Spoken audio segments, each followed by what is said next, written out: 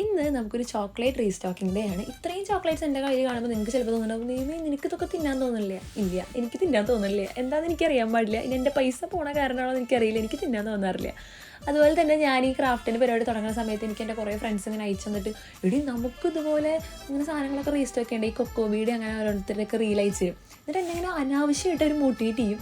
അങ്ങോട്ട് മോട്ടിവേറ്റ് ചെയ്തിട്ട് പറയും നമുക്ക് ഇതുപോലെ ചെയ്യണം, നമ്മൾ ഇതുപോലെ ആവണം, നമുക്ക് 1K അടിക്കണം, 1 മില്യൺ അടിക്കണം, 10K അടിക്കണം, അങ്ങനെയൊക്കെ അവർ പറയും. അപ്പോൾ അവരുടെ ഒരു മോട്ടിവേഷനിൽ ഞാനിങ്ങനെ ബൂസ്റ്റായിട്ടിരിക്കുന്നുണ്ട്. അപ്പോൾ അങ്ങനെ ഞാൻ ആദ്യം ഒരു 5-10 ചോക്ലേറ്റ് ആയിട്ടായിരുന്നു എടുത്ത് വെച്ചിരുന്നത്. പിന്നെ ഞാനതൊരു ചെറിയ പെട്ടിയാക്കി. ഇപ്പം എൻ്റെ കയ്യിൽ 2 ബോക്സ് ഉണ്ട്. 2 ബോക്സിൻ്റെ അകത്ത് ഞാൻ ചോക്ലേറ്റ് അടക്കം 2 വീക്സ് കൂടുമ്പോൾ റീസ്റ്റോക്കി. അങ്ങനെയാണ് ഇപ്പോഴത്തെ ഒരു സെറ്റപ്പ്. പിന്നെ ഞാൻ ഈ വട്ടം കുറച്ചധികം വാങ്ങി. കാരണം ഞാൻ വെച്ച് ന്യൂ ഇയർ അല്ലേ, അപ്പോൾ ഇത്തിരി മൂവിങ് ഉണ്ടായിരിക്കും. പിന്നെ അതുപോലെ അത് കഴിഞ്ഞൊരു വാലന്റൈൻസ് ഡേ വരുന്നുണ്ട്. അത്ര നാളൊന്നും വെക്കില്ല, അതിന് മുമ്പ് തന്നെ ഇത് ക്ലിയർ ആയി പോകും. അതുപോലെ തന്നെ കിൻഡർ ജോയ് കാണുമ്പോൾ എന്നോട് പിള്ളേർ ചോദിക്കും, ദൂരം കിൻഡർ ജോയ് നിനക്ക് തിന്നാൻ തോന്നില്ലേ? എന്താണെന്നറിയില്ല, 50 രൂപയ്ക്കുള്ളത് അതിൻ്റെ അകത്ത് ഇല്ലാത്ത കാരണമാണെന്ന് തോന്നുന്നു. എനിക്കിത് കാണുമ്പോൾ വലുതായിട്ടൊന്നും തോന്നണില്ല. പണ്ടൊക്കെ ചെറുതിലൊക്കെ ഭയങ്കര ആഗ്രഹമായിരുന്നു കിൻഡർ ജോയ് വേണമെന്ന്, പക്ഷെ അന്ന് എനിക്ക് ആരും വാങ്ങി തന്നില്ല എന്ന് തോന്നുന്നു.